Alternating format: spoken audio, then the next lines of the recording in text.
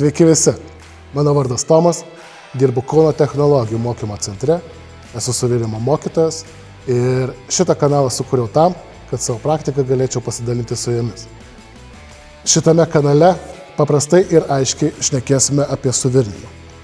Nuo to, kaip reikėtų pasiruošti metalo prieš suvirinimo darbus, iki pirmosios jūsų sulės, apie tai, kokį aparatą, kokiam darbui reikėtų pasirinkti, kaip jį nusistatyti ir galbūt kokį aparatą reikėtų privengti. Bei pašnekėsime apie suvirimo klaidas, kurias aš kaip suvirinimo mokytojas ganėtinai dažnai matau ir pasistengsiu parodyti jums, kaip jų reikėtų išvengti.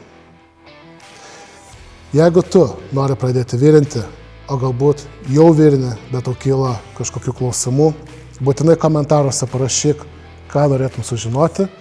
Aš kaip suvirinimo mokytojas pasistengsiu tau atsakyti, parodyti tai praktikoje.